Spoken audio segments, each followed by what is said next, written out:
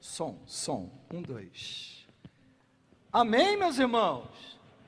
Glória a Deus. Primeiro culto, desde março, meus queridos, primeiro culto presencial. E eu quero louvar a Deus pela vida de cada um dos irmãos que aqui estão. Nós tivemos nós estamos aprendendo, né, a fazer transmissão, né? E o que aconteceu foi que nós tivemos uma situação, viu, Bruno? Que é o seguinte: quando todo mundo entra do louvor, ninguém escuta nada lá. Quando uma pessoa está cantando, aí tudo bem, deu para escutar na transmissão. Quando vocês diminuem o volume, dá para escutar. Mas quando sobe, estoura lá, não consegue. Não, agora está transmitindo, né? Está transmitindo. E está dando para ouvir agora, certo? Pessoal que está ouvindo aí, dá um amém aí no grupo, por favor. Ô Marcão, eu precisava que você aumentasse um pouquinho o retorno aqui para mim. Amém, amém, amém. Muito bem, meus queridos. Abre sua Bíblia aí em Atos, capítulo 27. Versículos de 9 a 11. Atos 27, de 9 a 11. Vocês vão ficar aqui em cima o tempo todo? No final.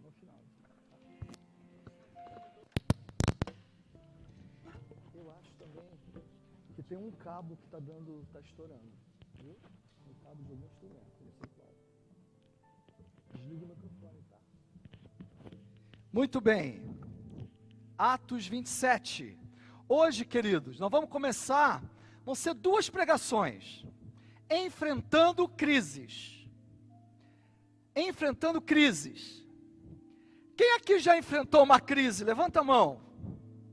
Ok. Você sabe que sempre que a gente enfrenta uma crise, a gente precisa aprender com ela. A gente precisa aprender como que a gente faz para enfrentar a crise. O pessoal que foi do louvor, que saiu daqui, máscara, tá? Por favor. Pessoal do louvor, máscara. Isso. Põe a máscara aí. Não esquece não. Atos 27, de 9 a 11.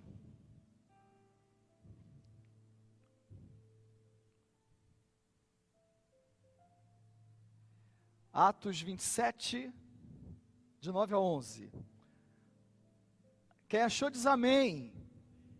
Isso, está meio abafado, né, o som de vocês por causa da máscara, mas tudo bem. Ó, conversa aí atrás, vem aqui, hein, cuidado. Tá vindo aqui o som. Tá vindo aqui, continua vindo. O som continua vindo aqui atrás, aqui na frente.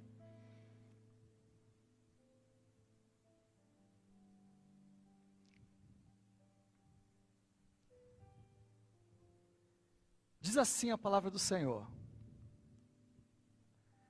tínhamos perdido muito tempo, e agora a navegação se tornara perigosa, pois já havia passado o jejum. Por isso Paulo os advertiu: senhores, vejo que a nossa viagem será desastrosa, e acarretará grande prejuízo para o navio, para a carga e também para as nossas vidas. Mas o centurião, em vez de ouvir o que Paulo falava, seguiu o conselho dos pilotos. Do piloto e do dono do navio. Vamos orar, queridos, em nome de Jesus? Vamos orar. Pai, em nome de Jesus, queremos apresentar ao Senhor as nossas vidas agora. Queremos falar para o Senhor, meu Pai, que a gente quer está com o nosso coração totalmente aberto agora. Nos abençoa, nos enche da tua graça nesse momento. Pai, que o Senhor possa falar conosco, meu Pai, de uma forma poderosa, que o teu Espírito Santo encontre em nós um coração disposto, meu Pai, a receber a tua mensagem, e de modo, Senhor, que a gente possa crescer, meu Pai, na tua palavra, para a vida eterna, mas ainda assim, nesta vida. Senhor, abençoa todos esses irmãos, amigos que vão nos acompanhar de casa, Pai. Que o Senhor, no mesmo ambiente, meu Pai espiritual, que o Senhor tem dado a nós, Senhor, que o Senhor também conceda a cada um que está em casa. Abençoa, meu Pai, neste momento, derruba, meu Pai, toda a barreira, tudo aquilo que não é do Senhor, Pai querido, todo tipo, Senhor, de resistência espiritual, que caia por terra agora, de modo, meu Pai, que cada coração esteja preparado para ouvir a Tua voz e ser abençoado, em nome de Jesus, amém, e amém, e amém, queridos, graças a Deus. Queridos, desde que o mundo é mundo, sempre existiu crise. Crise é uma palavra que a gente aprende desde muito cedo. Crise é algo que a gente tem que começar a aprender a conviver e enfrentar, principalmente porque nós somos brasileiros. Estamos vivendo uma crise causada por doença. O mundo já passou por crises causadas por doenças. O mundo está em crise. O tempo todo tem gente se levantando falando que Jesus está voltando, porque a crise está demais. É crise econômica, é crise de saúde, mas antes disso você tem crise nas famílias. Você tem crise na educação, você tem crise no mundo. Meus queridos, desde o início do ano, antes mesmo da coronavírus, nós tínhamos uma crise acontecendo, quase o Irã teve uma guerra com os Estados Unidos, por exemplo. O negócio ficou bem tenso ali. O coronavírus não deixa, as notícias não deixam transparecer, mas cada vez mais Estados Unidos e China estão se chocando. Querido, desde que José esteve no Egito e teve fome durante 7 anos, os judeus já aprenderam o que é a crise, passando por muitas coisas. Foram levados como escravos para a Babilônia. Aquele povo teve que andar no meio do deserto. Aquele povo teve que lutar para chegar em Canaã. Para quem tem um pouquinho mais de idade, na década de 70 teve um problema que foi a questão do petróleo. Faltou petróleo e os preços foram lá em cima. A dívida externa brasileira foi lá nas alturas. Muita coisa acontecendo. 2008, aliás, 2001, teve lá o avião que acertou as Torres Gêmeas. Se pensou naquele momento, eu lembro que eu estava em casa, passando pela televisão, vi aquele negócio pegando fogo, não entendi direito, daqui a pouco vem outro avião e acerta. E daqui a pouco as torres caem. E eu lembro que na minha igreja começaram a um ligar para o outro, vamos orar, porque não sabemos o que vai acontecer. E as crises pessoais que nós temos? Crise pessoal no casamento? Casal nenhum nunca pensou em separar, né? Crise pessoal com filho? Olha o que mais tem. Pai e mãe que nunca chorou por causa de seu filho, é porque não tem coração, não tem sentimento. Querido, eu não sou partidário daquela tese de que quem tem Jesus não tem crise. Tem muito líder evangélico por aí falando isso. Mas não é a realidade que nós vivemos. Eu não sei em que mundo esse povo vive. Mas a realidade que nós vivemos é que nós enfrentamos crise. O povo de Deus sempre enfrentou crise. E sempre venceu as crises. Sempre conseguiu passar pelas crises. Mas para a maioria das pessoas que vivem e trabalham o dia a dia, também, mesmo que eu não conheça a crise, conheça Cristo, vai passar por crise.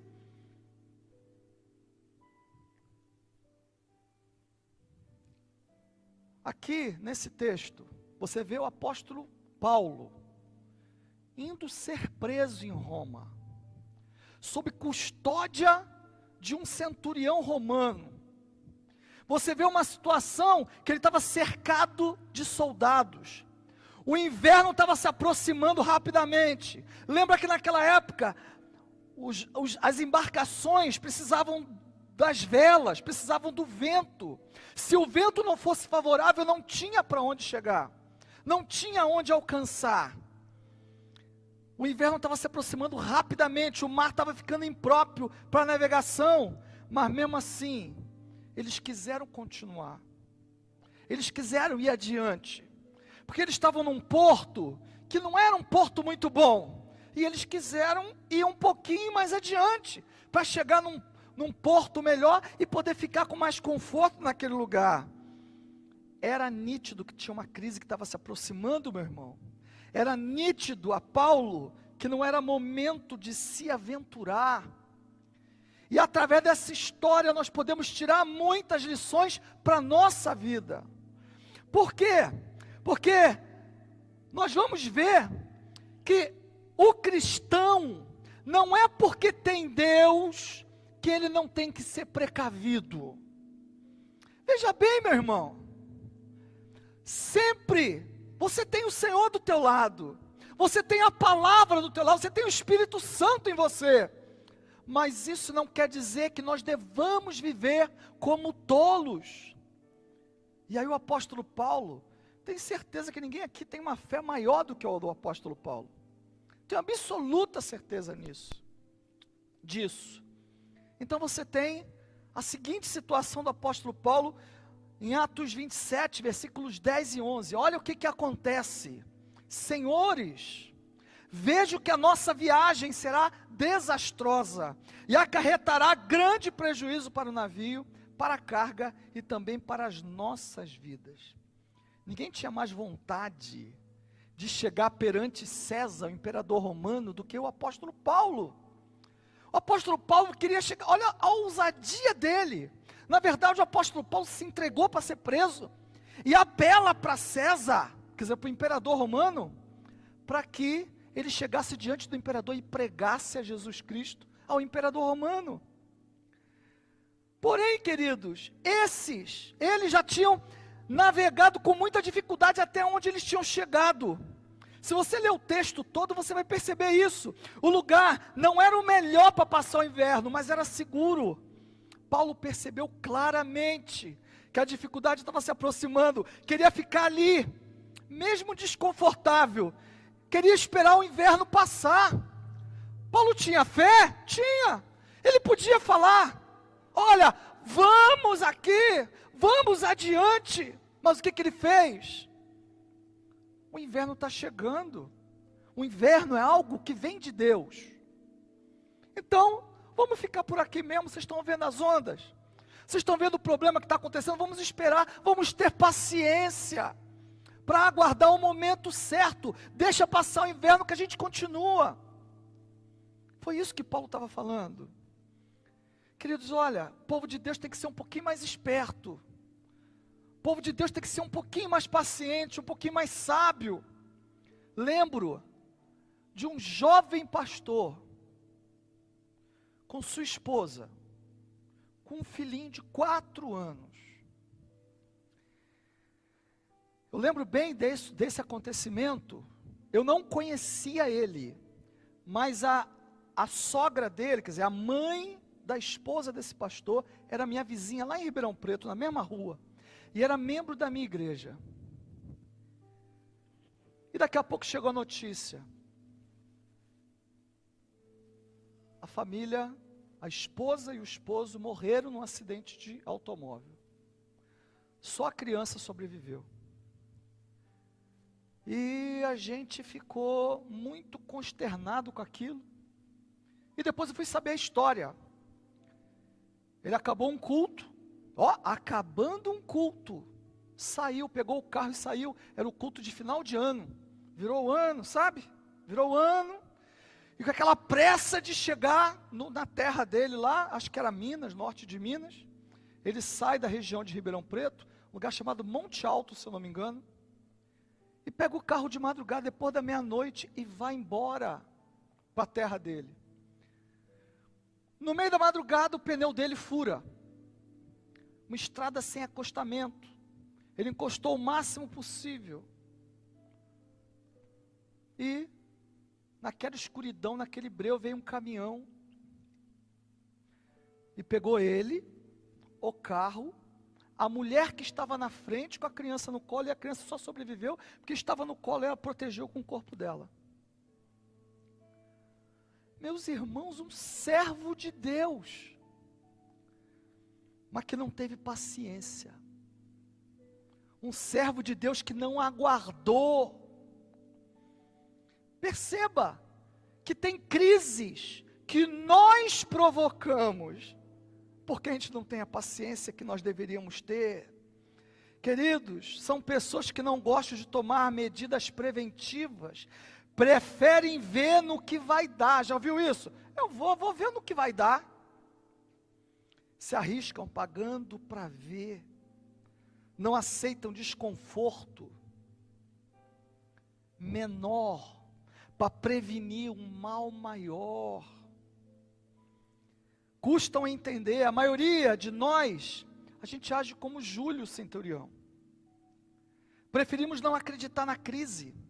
Olha o que aconteceu no versículos 11 e 12, olha aqui. Mas o centurião, em vez de ouvir o que Paulo falava, seguiu o conselho do piloto e do dono do navio. Quem quer ouvir cortar despesas no momento de crise?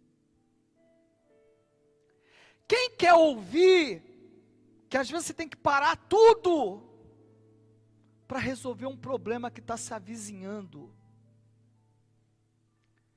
Quem quer ouvir que tem que interromper seu projeto lá na frente, agora, para prevenir um mal maior depois? Quem quer ouvir que é melhor guardar 1/5 da renda para enfrentar as vacas magras, se elas chegarem, como José fez no Egito? A gente gosta de ouvir, querido, que um pouco adiante tem um lugar melhor. A gente gosta de ouvir, vai, Deus é contigo. Já ouviu isso? Deus não é Deus de tolos. O Senhor não nos criou para sermos tolos. Ele quer que nós sejamos sábios, meus irmãos. E isso não é falta de fé, não. Fé é quando Deus coloca algo no seu coração e você enfrenta tudo e todos para chegar naquele lugar, mas é algo que é sobrenatural. Fé é você continuar fazendo certo, mesmo que estão fazendo errado com você, porque você crê que o que você está plantando você vai colher.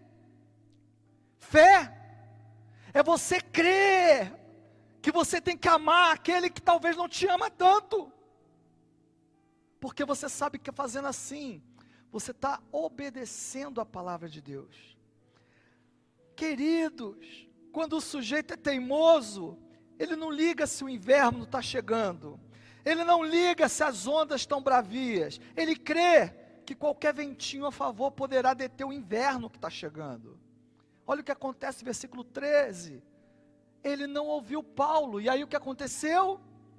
Começando a soprar suavemente o vento sul, eles pensaram que havia obtido o que desejavam, por isso levantaram âncoras e foram navegando ao longo da costa de Creta. Eu não estou falando de fé ainda, estou falando de teimosia, porque nós cristãos somos tolos ao ponto muitas vezes de ver um ventinho favorável e achar que aquilo é sinal de Deus. Meus irmãos, como tem profeta jogando gente na desgraça. Eu lembro de uma pessoa que eu conheci, que ela disse sobre o pai dela, e o pai dela pertencia a uma igreja, e nessa igreja, o pastor, ele tinha a profecia com ele, E aquele homem estava desempregado há 2 anos. E ele recebeu uma proposta para ir trabalhar na Argentina. E ele foi conversar com o pastor dele. Pastor, devo ir? O pastor vira para ele e fala assim: olha, de jeito nenhum, não é de Deus que você vá. Meu irmão, a palavra de Deus fala que onde você pisa, o Senhor abençoa. A palavra de Deus fala, como pode um pai de família não ser da vontade de Deus que ele sustente a sua família, se o trabalho for honesto? Mas aquele homem, para não perder um membro, a verdade é essa, falou para aquele homem não ficar, e aquele homem continuou desempregado por muito mais tempo. Fé, queridos, é andar sobre o mar e acalmar a tempestade, mas também é ir para a cruz, como o Senhor Jesus fez. Fé é enfrentar os gigantes com pedras na mão, como Davi fez, mas também é fugir do filho rebelde, como Davi fez, porque senão ele ia ser morto. Querido, Júlio preferiu achar que o ventinho era suficiente para parar o inverno. Um ventinho vai parar o inverno, não tem lógica. E aí o que acontece, versículos 14 e 15, olha lá. Pouco tempo depois, desencadeou-se da ilha um vento muito forte, chamado Nordeste. O navio foi arrastado pela tempestade, sem poder resistir ao vento. Assim, cessamos as manobras e ficamos à deriva.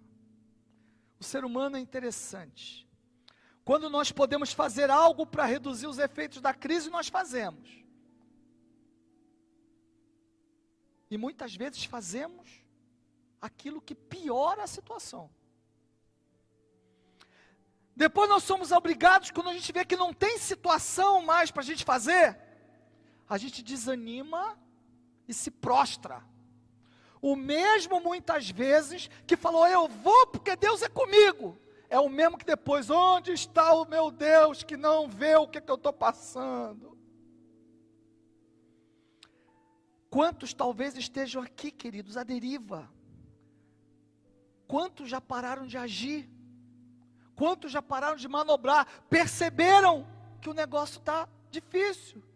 Os sinais eram claros. O inverno estava chegando, mas você insistiu em achar que era primavera, por causa do ventinho que era favorável.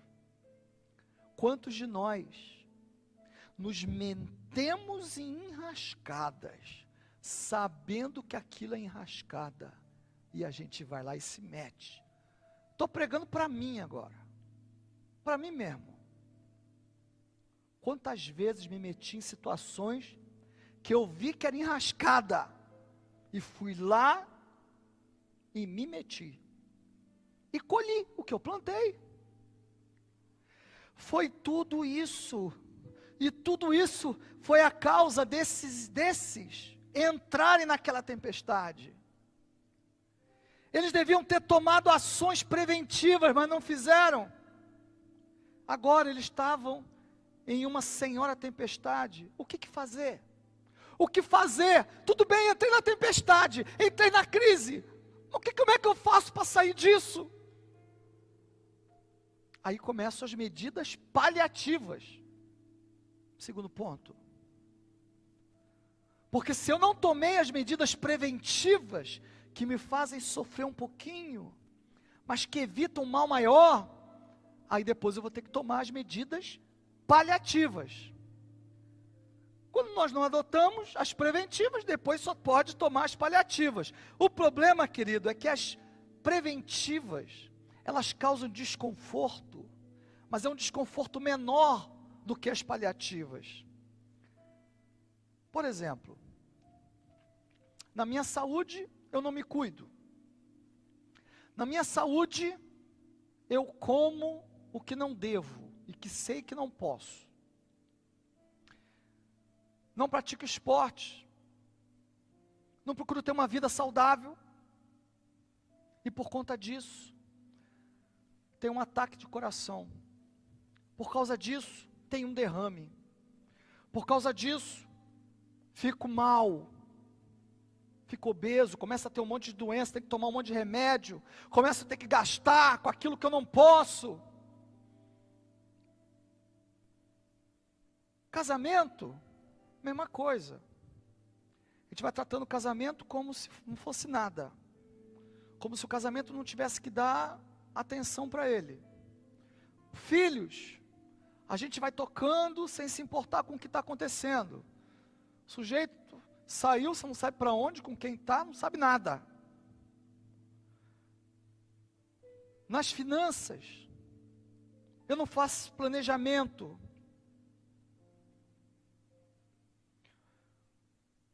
O que você fizer, se você não tomar as medidas preventivas, as medidas paliativas, você vai ser obrigado a tomar, meu irmão. E aí, olha o que acontece, versículo, eles não queriam esperar naquele porto, porque era desconfortável. Paulo falou, olha, vocês vão botar as coisas em risco. Não quiseram ouvir Paulo. Versículo 17, olha o que acontece. Engraçado, e Paulo não foi assim. Olha, Deus me falou que o inverno está chegando. Perceba que não é isso que acontece, não. O apóstolo Paulo sabia que o inverno estava chegando. Ele tinha visto como estava a navegação. E aí, avisou para eles não seguirem. Eles seguiram. Ah, mas ele teve uma visão. Não teve visão nenhuma. E aí olha o que acontece, Atos 27, 17, perdão. Olha como está, levantando-o, lançaram mão de todos os meios para reforçar o navio com cordas. E temendo que ele encalhasse nos bancos de areia de Sirte, baixaram as velas e deixaram o navio à deriva. A gente segura como pode, não é? Imagina você estar no avião, o avião começa a cair. Eu vou falar, eu já andei de avião assim, que o negócio sacudia pra caramba, e aí você segura, você fica tenso, segurando como se aquilo adiantasse alguma coisa. Se você cair, caiu. Mas você vai tentar se segurar, não é isso? Você certamente vai morrer, mas você segura como pode. Você aperta o cinto. Aqueles homens lançaram mão de todos os meios para reforçar o navio com cordas, amarrar, porque eram madeiras que estavam encaixadas, eles começaram a amarrar, porque as ondas eram muito fortes. Nesse momento, é que os homens vão se diferenciar uns dos outros, aí eles vão se preparar como, ou eles se preparam como podem, e enfrentam a tempestade, ou eles largam mão.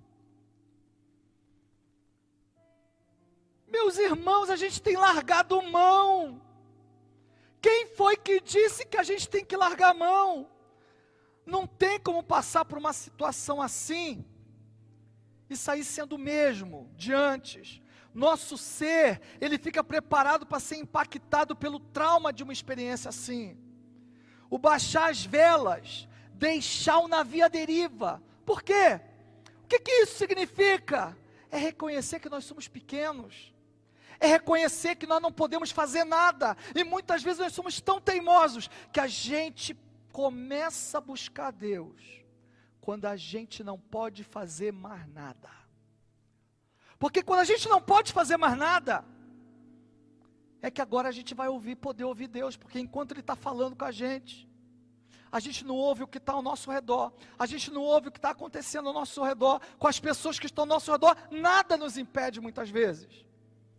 E aí quando a situação afunda, é a hora que a gente às vezes precisa chegar naquele ponto, para a gente poder dar ouvidos àquilo que Deus tem para falar.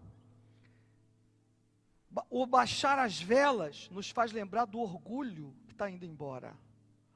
Quando uma embarcação, ela recolhe as velas, significa o seguinte: eu perdi mão das manobras, não vou manobrar mais. Eu vou ficar ao sabor das ondas. Significa, não tem mais o que eu fazer. Porque se eu deixar minha vela inflada, o mastro pode quebrar, e aí se voltar depois, o vento bom, eu não consigo mais sair do lugar. Meus queridos, o pior que nós podemos fazer, diante de uma tempestade, é continuar inflados pelo orgulho. Inflado pelo orgulho de que, não tem nada de errado acontecendo. Não, tá bom do jeito que tá. Não, eu estou muito bem. Não, eu não preciso ouvir ninguém. Que necessidade nós temos de algumas coisas que nós temos feito?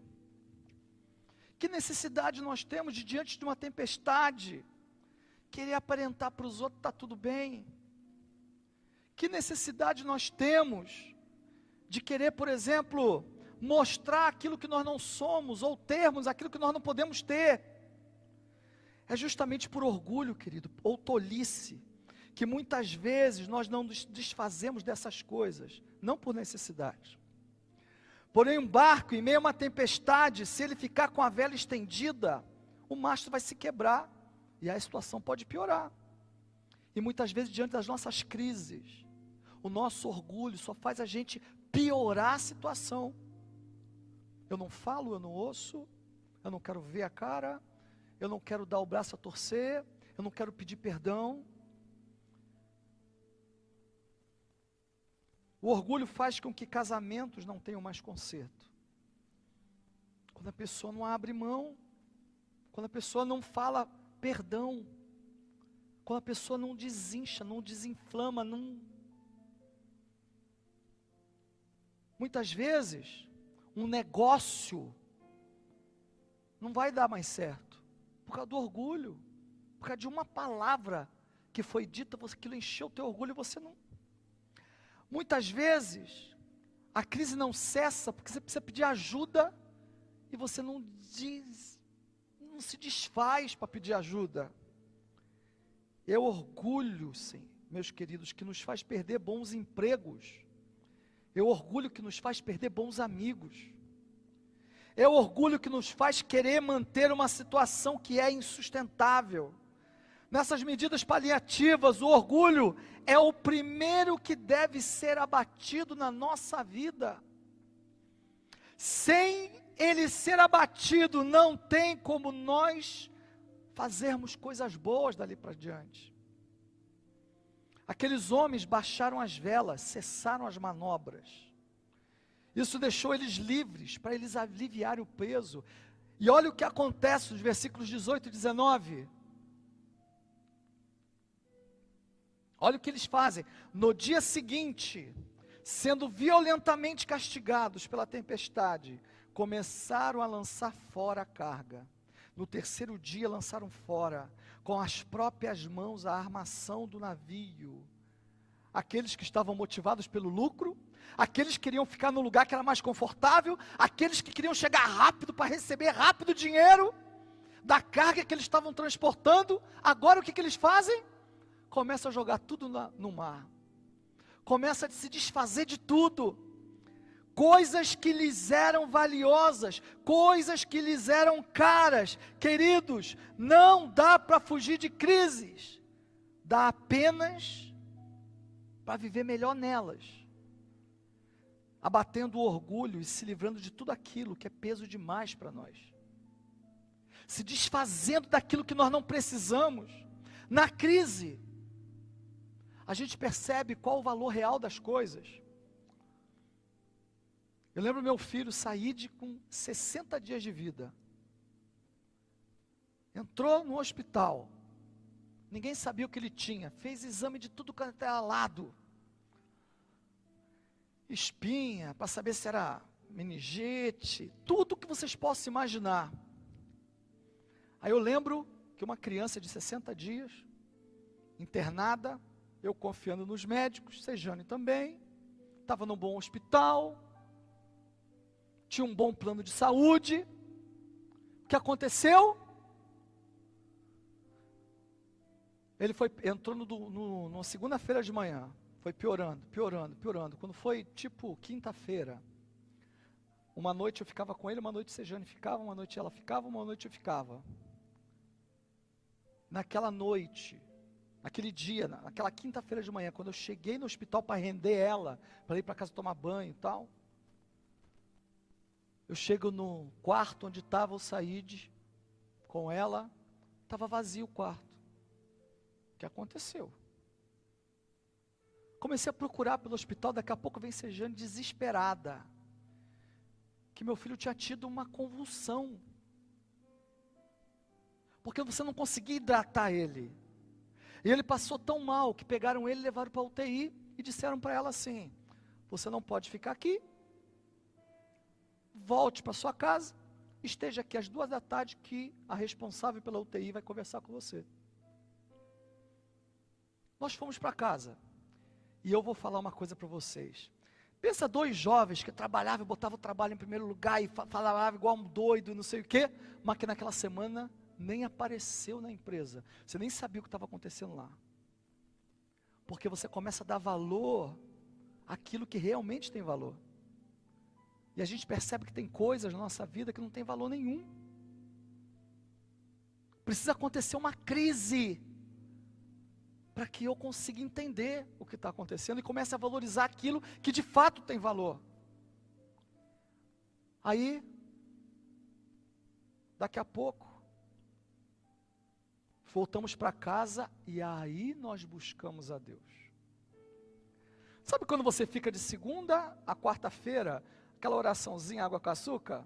Senhor, abençoa meu filho, mas nada vai acontecer, você fica aquele negócio, né? Aí quando você vê que ele é levado para dentro de uma UTI, você não pode visitar, e que a responsável da UTI quer conversar com você, a gente começou a orar, mas oramos, hein? De verdade. Ligamos para Deus e todo mundo, tinha igreja em tudo quanto era lugar, orando pelo Said. Meus irmãos, ali o nosso mastro, as nossas velas foram desinfladas. Ali, a gente se lançou ao sabor do vento, nos colocando nas mãos de Deus, ali, porque não tinha mais o que a gente fazer. Que situação na tua vida, você tem que desinflar do teu orgulho? Que situação da tua vida, que você está tendo que enfrentar, e está tendo que lidar com coisas que não eram necessárias? O que está precisando acontecer na sua vida para você valorizar aquilo que de fato tem valor, meu irmão? Teu temperamento pesa em você? Deixa eu falar uma coisa para você, essa frase é maligna. Eu nasci assim, me criei assim, você sempre assim, eu não mudo. Você cria confusão com Deus e todo mundo. Por quê? Porque eu tenho que falar na cara. Não ouve ninguém. Nada o que te falam mexe. Eu estou falando você ser Maria vai com as outras, mas você viveu uma vida sem ouvir ninguém. Meu irmão, meu querido, se teu temperamento te pesa, começa a pedir a Deus para mudar teu temperamento. Porque eu nasci assim, recebi essa, é carga herança. Ou você é filho de Deus ou não é? Nosso Deus é paz, bondade, fé, fidelidade, mansidão, domínio próprio. E é isso que você tem que puxar espiritualmente do teu Pai celestial. Não interessa como foi teu pai, como foi tua mãe. O Espírito Santo quer transformar a sua vida. Quer transformar, meu querido.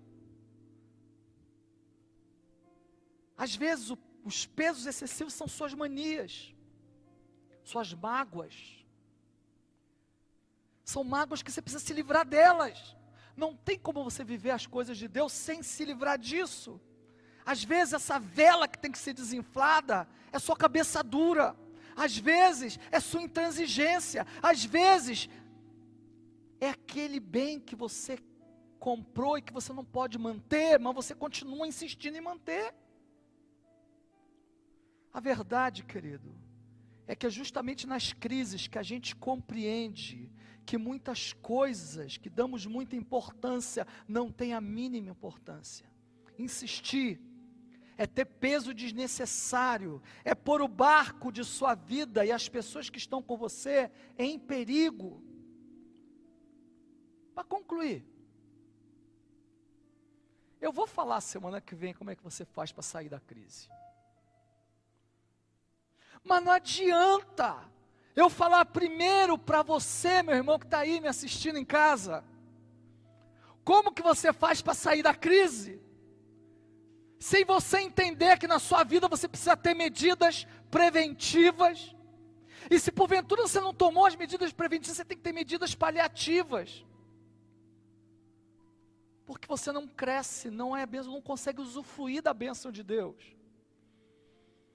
Para mim seria muito bom falar assim: Deus vai te abençoar, olha, Deus vai abrir o caminho, Deus vai fazer você andar pelo mar, Deus, para mim, nossa, vocês vão estar dando glória a Deus, pulando, empolgados, para quê? Para depois o teu orgulho botar tudo a perder? Presta atenção, numa construção, a coisa mais importante é a base, a coisa mais importante são os alicerces, porque você pode botar o melhor acabamento em cima de uma base ruim, você vai perder tudo.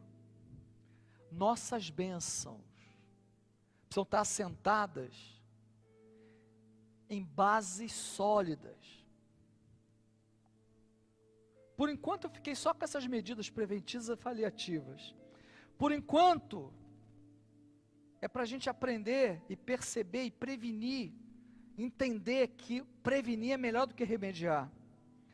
Mas se formos surpreendidos pela crise, que a gente aprenda a se livrar do orgulho e a se desfazer com nossas próprias mãos daquilo que nós não necessitamos tanto. Dia 29, eu vou falar enfrentando crises 2, e nós vamos aprender como sair das crises. Mas hoje, eu quero apenas dizer, que se você estiver enfrentando uma crise hoje, seja qual for, você está chateado, você está triste, está abatido, você está desanimado, você perdeu a perspectiva, talvez você esteja no meio da tempestade, já baixou até as velas, mas você não sabe para onde você vai chegar. Eu queria orar com você, em nome de Jesus, tá? Queria orar com você. Não, hã? Não, também não é quebrantado não, é o outro. Andando sobre as águas.